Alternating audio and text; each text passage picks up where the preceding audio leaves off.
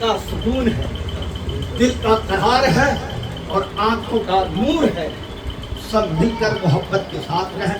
اللہ تبارک و تعالی ہم سب کی اس مختصر سی محفل کو اپنی بارگاہ میں قبول کرے.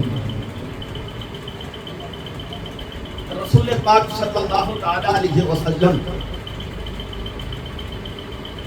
اس خاکدان گیتی پر تشریف نہیں لائے تھے جب بھی حضور صلی اللہ علیہ وسلم کا میلاد حضرت آدم نے پڑھا، حضرت نوح نے پڑھا، حضرت ابراہیم نے پڑھا، حضرت اسماعیل نے پڑھا، حضرت اسحاق نے پڑھا، حضرت یعقوب نے پڑھا، حضرت یوسف نے پڑھا، حضرت داؤد نے پڑھا، حضرت سلیمان نے پڑھا، حضرت ایوب نے پڑھا، حضرت زکریا نے پڑھا، حضرت موسیٰ نے پڑھا، حضرت عیسیٰ علیہ السلام نے پڑھا، اور حضرت عیسیٰ نے حضرت ابراہیم خلیل اللہ نے پڑھا. تو کس انداز سے پڑھا. اور آج میں بتا رہا ہوں یہ منت کے تکمیل، منت اللہ نے جو ان پنجتن یعنی 5 بھائیوں کی جو پنجتن پاک کے صدقے میں اللہ نے قبول فرمائی.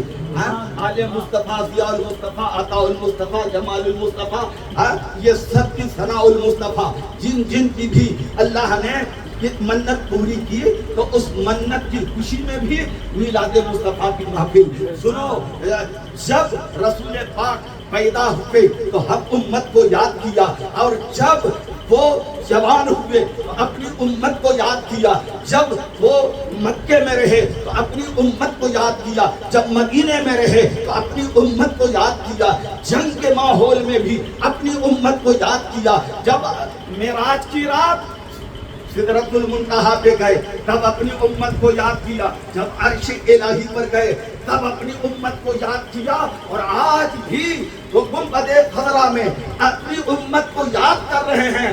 اور فرمایا سنو، حیاتی خیر لکم و مماتی خیر لکم، میری ظاہری زندگی بھی تمہارے لیے بہتر ہے اور میری موت بھی تمہارے لیے بہتر ہے.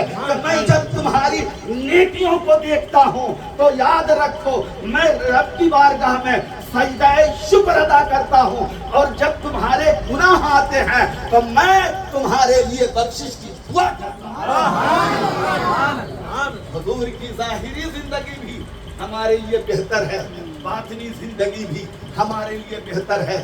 حیات اور ممات، تو یہاں پر یہ معاملہ دونوں ہے.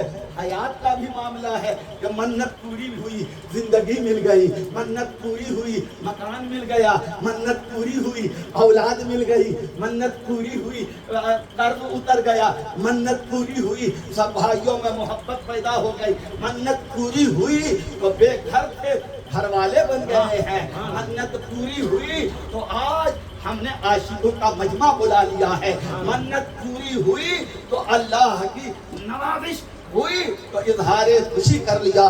رب کا اعلان ہے لئن شکرتم لأزیدنکم، اگر تم میرا شکر کرو گے تو میں اور دوں گا. یہ شکرانے کی محفل ہے.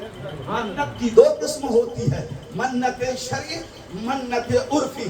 منت عرفی جو ہم پیر پیغمبر سے مانتے ہیں، یہ حقیقت میں یہ منت نہیں ہے. میرا یہ کام ہو جائے گا تو میں چادر چڑھا دوں گا، میرا یہ کام ہو جائے گا تو آپ کے نام پر لنگر لٹا دوں گا، میرا یہ کام ہو جائے گا تو 10 غریبوں کو کھانا کھلا دوں گا. یہ منت عرفی ہے. حقیقت میں منت جو منت شرعی ہے جس میں کسی کا اختلاف نہیں، وہ اللہ سے مانگی جاتی ہے. اے پروردگار، اگر یہ میرا کام ہو گیا تو 2 رکعت نماز پڑھ دوں گا. اے مولا، اگر میرا کام ہو گیا تو میں 50 غریبوں کو کھانا کھلا دوں گا. اے مولا، اگر میرا یہ کام ہو گیا تو میں فلاں کام کر دوں گا، اتنے روزے رکھ دوں گا. یہ شرعی منت ہے اور اسے پورا کرنا واجب ہوتا ہے.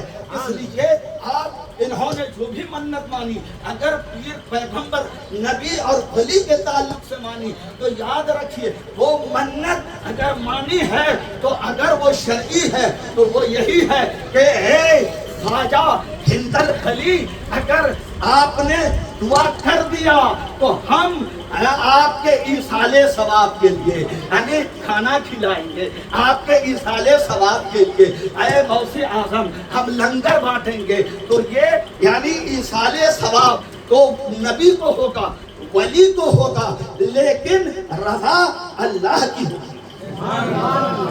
اس طرح کی جو منت ہوتی ہے وہ صحیح اور درست ہوتی ہے۔ اس لیے میں یہ عرض کر دینا چاہتا ہوں کہ دیکھو ایک نوجوان بارگاہ نبوی میں حاضر ہوا اور اس نے عرض کیا یا رسول اللہ صلی اللہ علیہ وسلم میں نے منت مانی تھی کہ مکہ اگر فتح مسجد حرام میں ہم پہنچ گئے اور طواف کر لیا۔ اس قسم کی منت کا ذکر ہے کہ میں نے ایک منت مانی تھی یا رسول اللہ، ہے نا، اب مکہ فتح ہو گیا، ہے نا، اب میں نے یہ منت مانی تھی کہ اگر مکہ فتح ہو جائے گا یا یہ میرا کام ہو جائے گا تو میں جنت کے نچلے در کو بھی اور اوپر کے در کو بھی یعنی گھر جنت کے دروازے کے نیچے اور اوپر والے حصے کو میں بوسا دوں۔ حضور صلی اللہ علیہ وسلم فرماتے تو نے یہ کیسی غلط منت مان لی، یہ تو غلط ہے، مرے گا، حساب ہوگا اور پھر اللہ جب جنت دے گا یا میری شفاعت سے تو جنت میں جائے گا تب جا کر یہ تیری منت پوری ہوگی، تو نے یہ منت۔ لیکن نہیں، غور سے سنیے، حدیث خطین ہے، دو لکیر والی حدیث۔ خط کہتے ہیں لکیر کو اور خط ایک لکیر، خطین دو لکیر اور خطوط کئی لکیر کو۔ تو اب یہ حدیث خطین ہے۔ بارگاہ نبوی میں صحابی رسول نے جب عرض کیا یا رسول اللہ میری یہ منت ہے میں اسے کیسے پوری کروں، تو رسول پاک صلی اللہ علیہ وسلم نے ارشاد فرمایا تو گھر چلا جا اور باپ کے پیشانی کو چوم لے اور ماں کے قدم کو چوم لے، تیری منت پوری ہو جائے گی، تیری منت پوری ہو جائے گی۔ یہاں ماں باپ کے ایصال ثواب کے لیے بھی یہ محفل منعقد ہے جو ہمیں ابھی بتایا گیا ہے۔ میں یہ عرض کر دینا چاہتا ہوں کہ سنیے، اب وہ صحابی رسول کہتے ہیں یا رسول اللہ میں بچہ ہی تھا، جب ہی چھوٹا ہی تھا، کم سین ہی تھا، نہ سمجھ ہی تھا، جب ہی میرے ماں باپ دونوں انتقال کر گئے، یا رسول اللہ مجھے نہیں معلوم، میرے والد والدہ ہے ہی نہیں ہیں، تو میں کس کے قدم اور کس کی پیشانی کو چوموں؟ رسول پاک صلی اللہ علیہ وسلم نے ارشاد فرمایا قبرستان چلا جا، فرمایا قبرستان چلا جا۔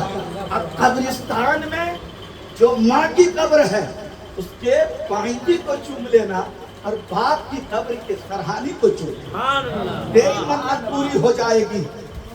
عرض کیا یا رسول اللہ جب میرے ماں باپ انتقال کیے تو میں بہت ناسمجھ تھا، کمسین تھا، مجھے نہ میری ماں کی قبر کی یاد ہے اور نہ میرے باپ کی قبر کا کوئی پتہ ہے، میں کیسے جانوں کہ یہ میری ماں کی قبر ہے اور یہ میرے باپ کی قبر ہے؟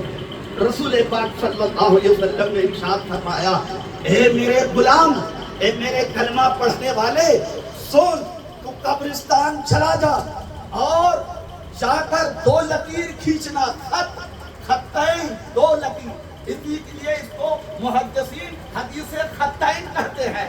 دو لکیر تو قبرستان جا کر کھینچ لے، ایک لکیر کو ماں کی قبر تصور کرنا اور دوسری لکیر کو باپ کی قبر، جس لکیر کو ماں کی قبر تصور کرنا اس کی بائیتی کو چوم لینا اور جس لکیر کو باپ کی قبر تصور کرنا اس کے سرحانی کو چوم لینا، تیری منت پوری ہو جائے۔